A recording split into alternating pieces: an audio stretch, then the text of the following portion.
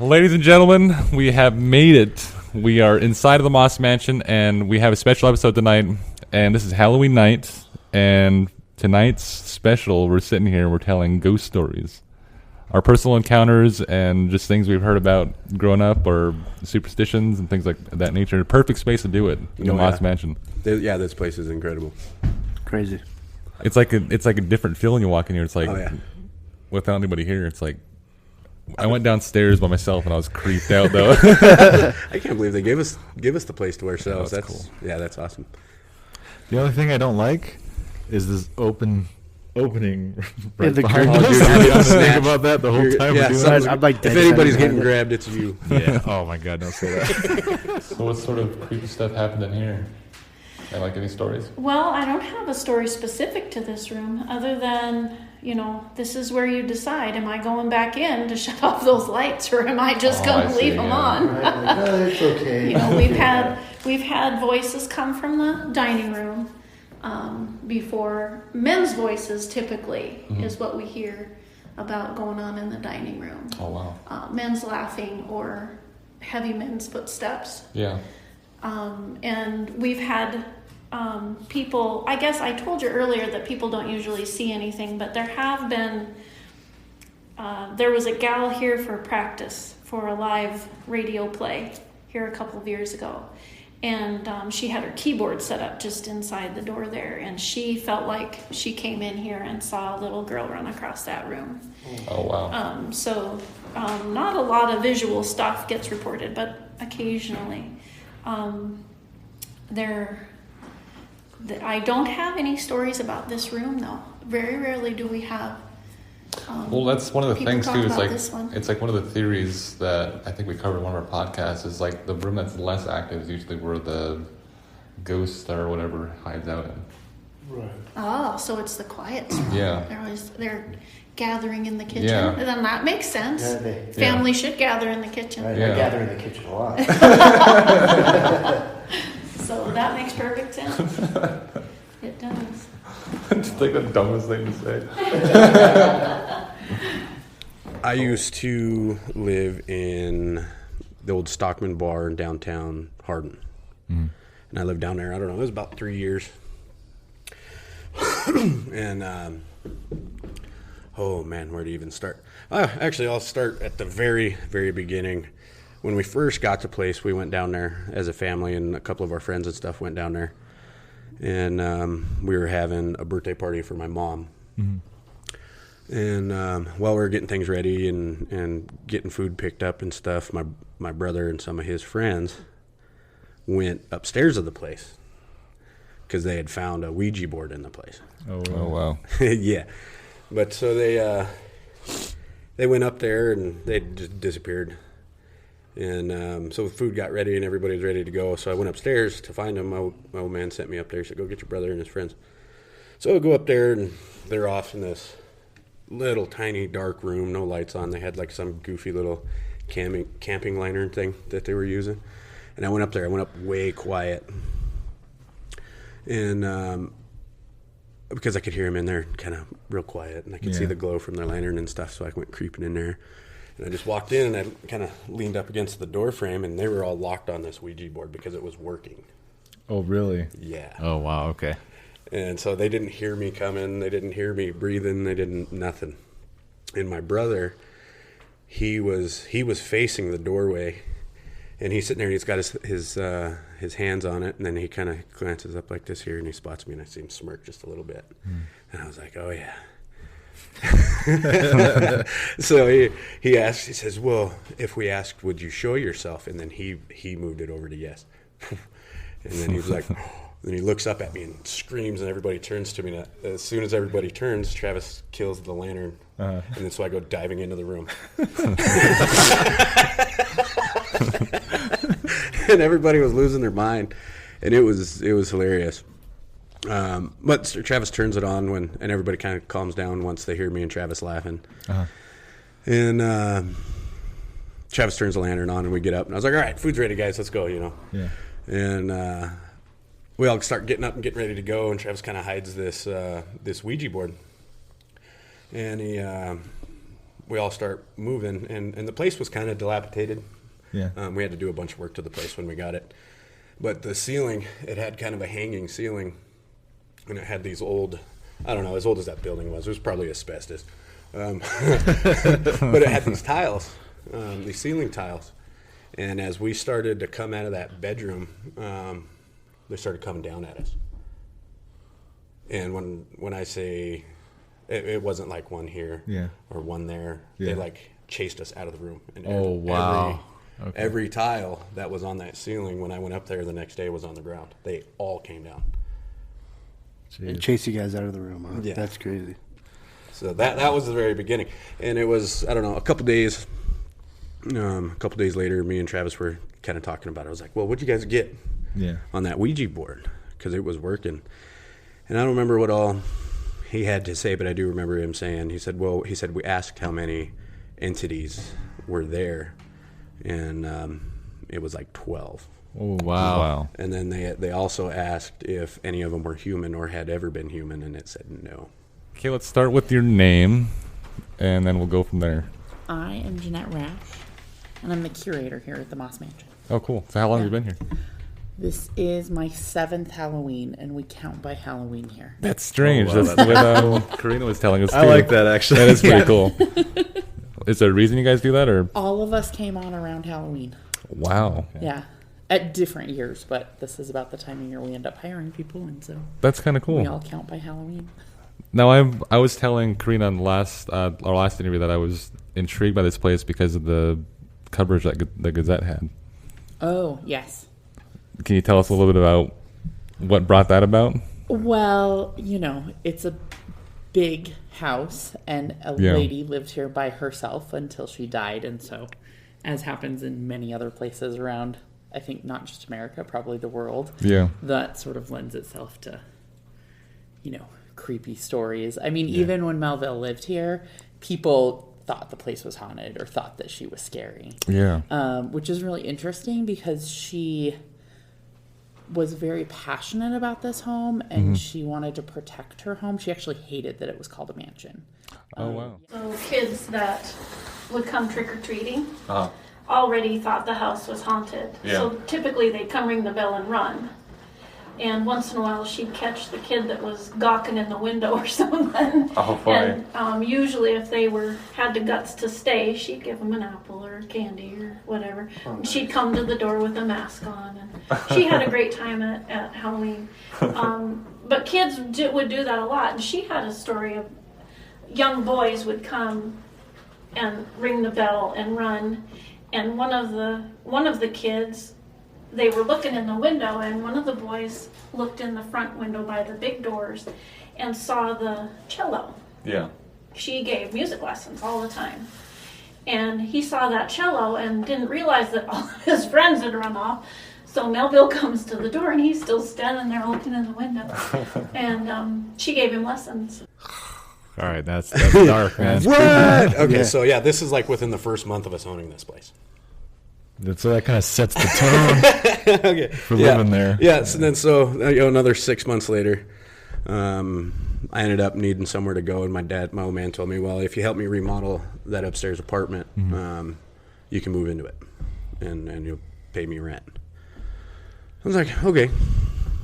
So I spent, I don't know, better part of a month sheet rocking this whole place and getting ready to get moved into the thing.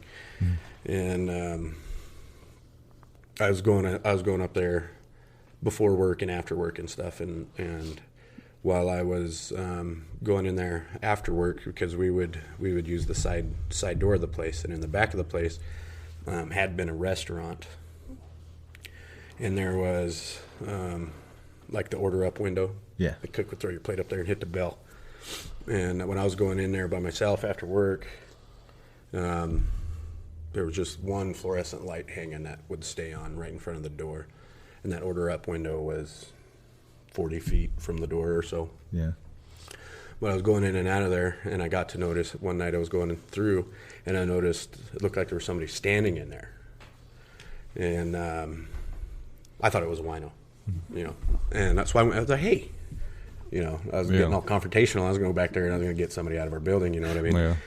And I was going to get somebody out of our building, you know what I mean? And so I went out there, and I was like, hey, I was getting all confrontational. I was going to go back there and I was going to get somebody out of our building, you know what I mean? And I start moving towards it, and whatever was standing there, it just really slowly, real calmly and deliberately turned to his right, took a few steps, took another right towards where the dish pit was, and I lost sight of it.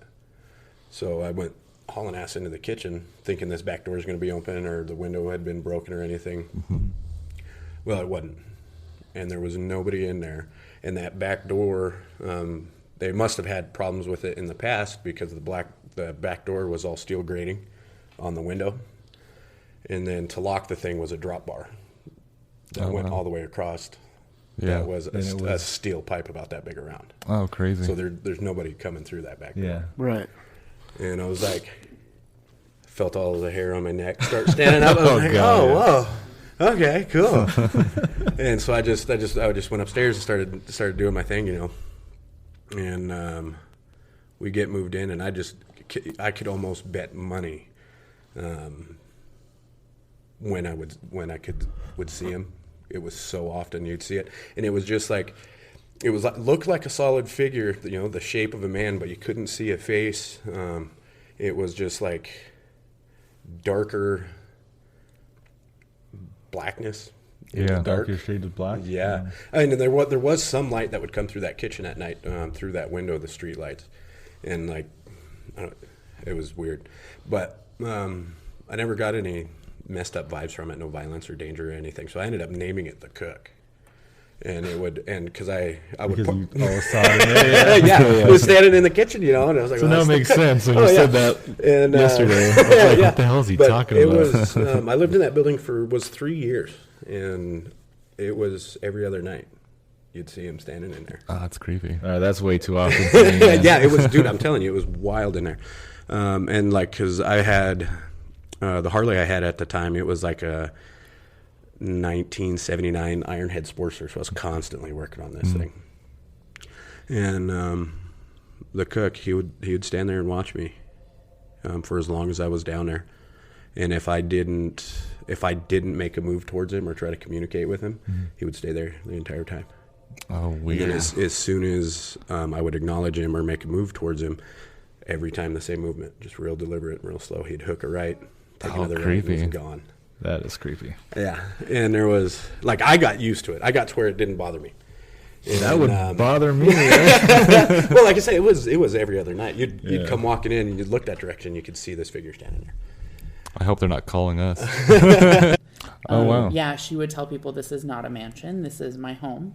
And people tried to take advantage of her and the house, and so with that she became very protective. So for example, I was reading through the oral histories, and there was a fellow that had taken music lessons from her as a child, and he as an adult would come and visit her when he came back to Billings. Yeah. And one day he came to visit, and she was upset because earlier in that day she had been out in the garden and there were utility workers out back, and they had asked her if they could come see the home. Yeah. And she said, no, I'm sorry, that's not okay. And later in the afternoon, when she went to come in the house, she saw them walking out the back door. They had come in anyway.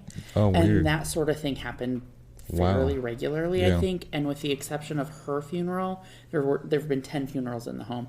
And with the exception of hers, every single one of them had funeral crashers at them. So, interesting. Yeah, there's been while she was alive, there was a lot of sort of disrespect for the home and the family as far as, taking advantage of the space. And so she was a little crabby in her later years, and she was very protective of her home, and she wouldn't let very many people in. So, of course, these myths just built up about the home. That's kind of strange. Yeah. So... When was her funeral? When did she pass away? So she passed away in November of 1984. At the beginning of November. Oh, wow. So that's wow. Not very long ago. Yeah. And they're the only family that lived here. They built the home. They started building in 1901 and completed in 1903. She lived here from the time she was 7 years old. So she died in this place? Yes. She died right there. Wow. And then shortly after that, that's when it became... Right. So her niece and her 2 sisters-in-law came into possession of the home because they were the last living relatives.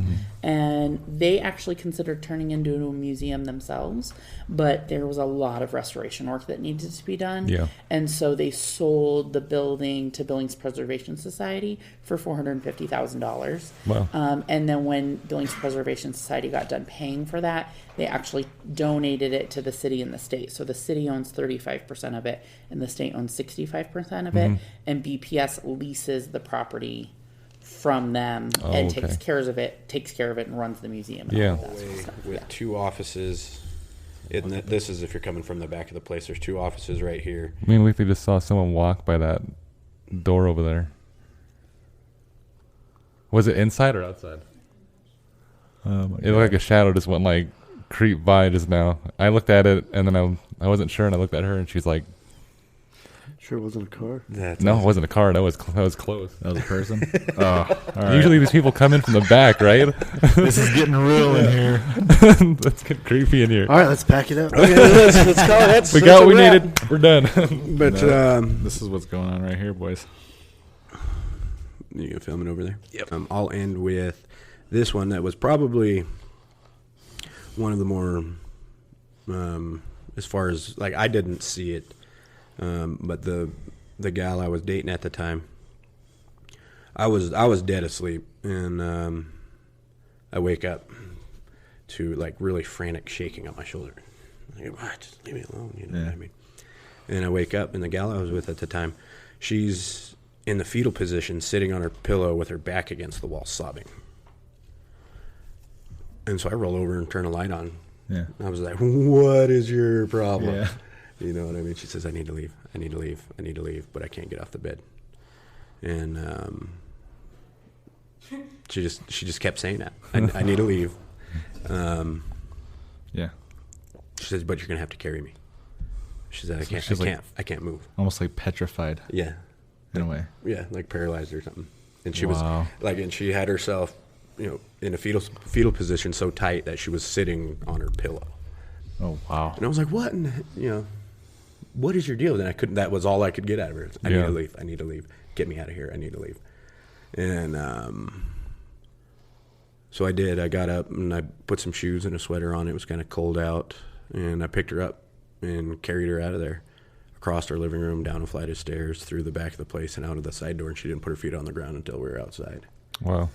And it was a couple days later, because she had me take her to her parents' house, and it was a couple days later, I finally got her to tell me what it was that she saw. And she said, because the way our bedroom was, the door was past the foot of the bed and off to the left, and over here was our closet. Yeah. And right here was a dresser. Well, up in the corner, above the door, there was something. She couldn't even describe it. She said it wasn't human. Whatever it was not human. And she said it was hanging on to the ceiling, kind of like this here. Oh, wow. With both arms, and it was up in the corner tight enough that its neck was into the ceiling, like pressed up against the ceiling, and then had its feet pulled up underneath it into the wall. And it was probably about a year after that before she would be in that place by herself. I probably wouldn't even be in that place. I'm not gonna lie. And but as I woke up, as I kind of got to moving around and stuff, like I could just feel just whatever that pressure was, whatever that presence was. It was just like squeezing you. Yeah. And It felt heavy in that room? And it was more than heavy. Like, I don't know, it's hard to describe.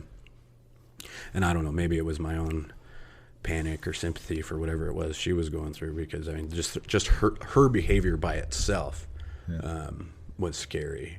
Let alone a couple days later finding out that there was something that wasn't even human that she could see. I couldn't see it.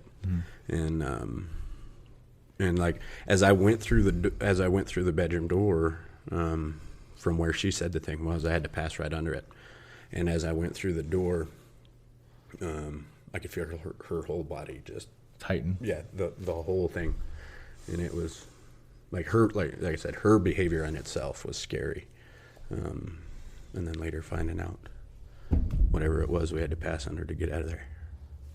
Ugh. Okay, that's probably why she tightened up. That is probably why she tightened up. The place ended up getting tore down, and as far as I know, it got hauled out to where you guys work. That's probably one of the reasons why it's so fucked up. Up there. I'm just gonna say it. It is. It is. It's crazy up there. Like, I was trying to ignore it until literally. What was that? Yesterday? Yesterday. Yeah. That was yesterday when that happened. Yeah. I could ignore it up until then, and I was like, all right, now something is going on. I probably knew you were ignoring it. Probably. Right. Yeah, I got a random text message from Marcus yesterday saying, "Fuck this place." I was like, "What the heck?" I thought he was talking about him and Juno's new house that they moved into. Yeah. He's like, "Nah, the scale house at the landfill. It's messed up here." Yeah, like that's. I was just talking to somebody about that today. Like, if you think that's whatever attachment it is, like maybe things that it was like attached to, just gets hauled up there, Right, and they all went with it. buried. Mm-hmm. And it's probably just. Yeah, I've heard creepy stories from people that worked up there, seeing people up there when it's like dark as hell when you're working late. Mm-hmm. Like what you said, like you have the 360 lights around your machinery, and right on the edge of the light, they could see somebody standing when you're driving by. I've had that happen a lot when I'm like in the compactor. Yeah. Like out of the corner of my eyes, I think I see somebody standing in the trash. So I'll stop and like lower my blade or whatever and be looking around to make sure I'm about to hit somebody. Because sometimes there is like cars that come up there and you don't notice them right away. Yeah. They're throwing their trash. And they're not smart, you know. They freaking will drive right through behind you. Yep. without letting you know that they're there. But a lot of times there's nobody there. And I've like definitely seen somebody. Yeah. It was kind of crazy. Especially when it's closed, when you have the gates closed and it's dark as hell out, and all you Yeah. can see is the edge of your lights, and you see somebody standing on the edge of that light. Yeah, it's really bad in the wintertime, especially when it's like overcast, real Yeah. overcast out, and you have your lights going and stuff like that. It gets worse. Yeah. Just hang on. No. There's I've more. been through it, man. I've already been through He it. was saying that our cousin should have been used to it because he grew up in this house, and our houses were like really close together. They're like almost 11 feet apart. And there was one Whopping 11 experience. feet. There's one experience I had in my house, and this is how I learned that I had a birthmark on my back. And my mom had this big old mirror in the back of her bed, and I was jumping on her bed when I was a kid, and I was jumping back and forth, like facing the mirror, facing my back to the mirror, and facing back. And as I was doing that, I just kept looking at myself, and I just had trunks on. I come back to facing the door away from the mirror, and then I come back to the mirror and I see my back. In the reflection? Yeah, and I looked at it long enough to realize I had a birthmark on my back, which I had no idea before. And then my mom comes home, and I keep trying to make this thing happen. I go to the bed and I'm telling her that this happened, and I go to the bed and I keep jumping back and forth, and it would not happen, and she was a little creeped out, but Right, like quit it. yeah. I don't like mirrors. Like, I don't like mirrors. like after seeing that video, like I showed him a video a long time ago, and it just creeped me out. After that, I'm like, yeah, I don't like being around Of that them. little Chinese girl in the video. Because we were, I'm not sure if I told this story before or if I told you, but we were getting ready to go skateboarding, and we were getting our skateboards ready, and we were the only ones in the house. And I remember we were in his room, we got everything ready, and we walked outside, but he forgot something. He's like, oh, hold on, I want to change something on my skateboard. So we go back inside, and I'm sitting there, and as soon as he's working on his trucks on his skateboard, we hear a little girl's voice say, "Okay, Mom, I'm going to school." And we heard a woman answer her.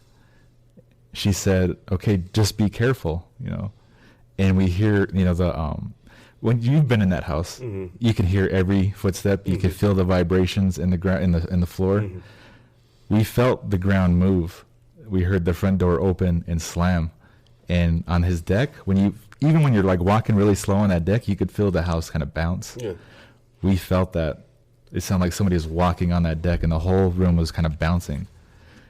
And I just automatically, I just turn towards the door, and I start running out. I was scared. I was young, man. Bye. Yeah. And I opened the door, and when I opened the door, I took, a few steps outside, and I saw him right behind me. So I was like, okay, this is what we're doing. We're running. And we started running. We left, everything. We left the door open, the skateboards, and everything in his house. And we didn't stop running until we were at the Catholic church. And that was all the way down his lane, like a couple of blocks away. I live here now. I live here and now. I remember standing there, and we were looking at each other, trying to catch our breath. And I remember asking him, "You heard that, right?" And he could just nod his head. He was just nodding his head, and he started walking around, kind of trying to catch his breath. And we didn't go back to that house till his dad got home, and it was late, man. We were just standing at that Catholic church, just sitting there, trying to basically comprehend what the hell just happened. Right. Yeah, and we finally got right when his dad came back, we finally went over there, and we kind of told him what happened, and we walked in the same time he did. So once he opened it, went inside. We walked in and we started checking all the TVs and everything was off in there. He was trying to think, oh, maybe it was a TV on. It's like that doesn't explain the door opening and closing. That doesn't explain the house bouncing from somebody walking. So there was something in that house. Right. Yeah. And I remember telling my sister, and she asked my dad about it, and he said, yeah. He said, you see a lot of things in that house. Even today, he hears stories from his dad, from Ben, tell him you keep seeing a guy in there and is wandering around, or you'll kind of look and you'll see him kind of just walk by a doorway. And he said, yeah. He said, I guess somebody actually died in that house, so he thought that was him. Who he's seeing. Mm-hmm. Wow. So I was kind of curious as to why I was hearing a woman and a little daughter. girl, Yeah. right? Yeah. Or if what I was trying to tell him, we were kind of talking about familiar spirits. Mm-hmm. They kind of mimic people. I was thinking maybe that's what I heard. Maybe that's what we heard. It was just mimicking something. It seemed like that whole place in that area was just kind of creepy. Yeah. A lot of weird stuff happened that Oh, place. yeah. I remember our sister seeing me. We're sleeping on this bunk bed, and we were on top. And she says she wakes up and she's creeped out because I'm sitting at the end of the bed, and I'm just smiling at her. And she gets creeped out. And I mean, think she you started- alone, or it's creepy Why enough. why is he always the creepy thing in his I story? know. And it's weird, stupid. And anyway, she gets off the bed, and I think she's crying. She goes to my mom's room, and I'm laying next to my mom in her bedroom. So that wasn't even you. No. So you being here 7 years, Yes. have you had any of your own personal experiences? So I've had a couple of things that were odd in the past, Yeah. but this summer we had heaters running 24 hours a day, 7 days a week. Mm-hmm. We've been having major water problems. And we had a restoration company come in, and they had set up 3 commercial-size heaters in the house in the middle of summer. And there's not air conditioning in here. Yeah. So it's hot in here anyway in the summer, Yeah. unbearably hot in here in the summer. And then to have 3 commercial-size heaters also going made Oh, it wow. that much more hot. I swear the second floor was hanging out around. And that was running in the summertime? Yeah, from March up until about a month and a half ago, maybe. Oh, wow. Yeah. So I swear the second floor was around 100 degrees, maybe a little hotter. Jeez. And I don't know why. We even talked to Montana Paranormal Research Society. I was like, guys, so this thing happened this summer where everyone was reporting activity in the house. Volunteers, visitors, Strange. way more than normal. Yeah. And I was like, and I swear it had to do with the heat, because as soon as the heat got shut off, people stopped reporting stuff happening. Interesting. So I was actually here one night. I am frequently the last one here. And everyone had left at about 4:30 in the afternoon. And I leave usually around 5:30 or 6 because Yeah. I have to go get my kids. And so I've been in here by myself literally so many times over the years. Yeah. Late at night, early in the morning, middle of the day. I'm here by myself all the time. this is the first time I've experienced something that I legit was like, oh my God, what just happened? So everybody left about 4:30. At 5:30, I got ready to go. Well, like I said, I have kids, and I had a crap ton of stuff here. I had stuff up in my office on the 3rd floor, and I had stuff down in the kitchen, down in the basement. Yeah. And I decided I was going to, like, mom it out, and, like, I was going to gather everything and just, instead of taking 2 trips, just, like, haul it all in one trip. So I get all my stuff from the 3rd floor, and I come walking down the hall with it, and I hear people in the house. Like, there's, like, conversation and laughter and people walking. Well, here's the thing. I've worked here for almost 7 years, and that thing has happened before where people leave a door unlocked or somebody takes a smoke break or whatever, and a door gets unlocked and no one knows it, and then random people end up in the house. Sometimes those random people are just here because they think the house is cool and they want to see it. They're not paying attention. They're like, but the door was open.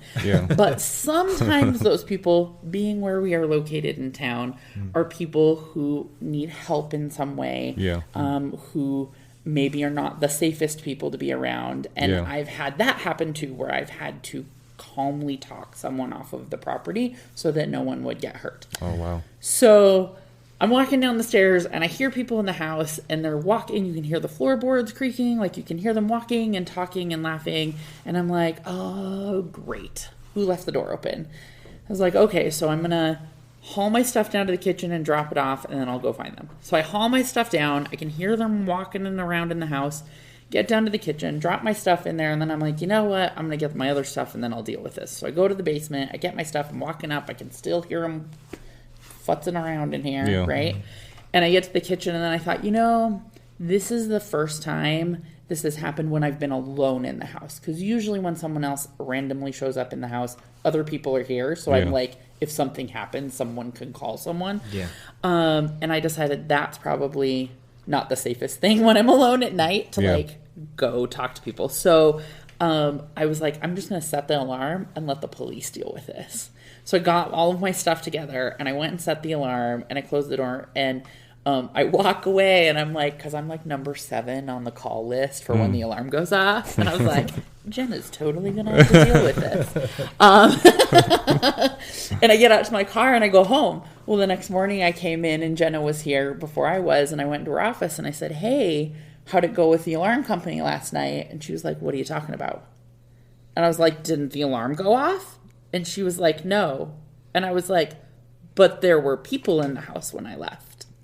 Oh, that's weird. And that was the first time something happened where I went, huh. Okay, maybe. So you locked it up. I locked it up. I set the alarm. And there's no way once the alarm is set, like if a door opens, if you move in any of these rooms, the alarm goes off. Oh, wow. Yeah, like there's detectors all over. Like we've had it go off because there have been spiders in the room. Wow. So yeah, like and the fact that it didn't go off. It didn't go off. It's my kind of alarm. I set the alarm. I have a spider alarm. Right. Freaking hate spiders. So no, that's the first time something's happened, and we've had like this summer we had 4 different volunteers report the chair in the girls' room moving, which is really interesting because that room is, I don't know if I've ever heard anyone report anything in that room ever. And we had 4 different volunteers over the course of the summer say, I walked into the girls' room, no one was upstairs, and the rocking chair in there was rocking, and one kid even caught it on video. Wow. Yeah. Weird. So but they turned off the heat, and now it's like, chilled out again. So did the Paranormal Research Society have anything to say about the heat? No, they were a little confused by that too. They were like, "What? We don't know why that would trigger something like that." Seems, because people talk about cold spots and things like that. I have no idea, but there was so much more reported activity this summer than there has ever been. That's kind of funny too. Like people are like drawn to the house. Right. Oh, totally. And having like coming in on funerals and things like that, and people are just like drawn to this place to just come in unannounced or right. Yeah. During a funeral. Yeah. I know. It's amazing. People got balls. I don't know. Yeah. I can't imagine crashing someone's funeral. They literally made Melville's funeral invitation only because of that. Because it was such a problem. And it happened all the time. Yeah, like all the time. That's crazy. That is. Yep. It's very interesting. Well, I don't want to hold you too long, so thank you so much for sitting down with us. Absolutely.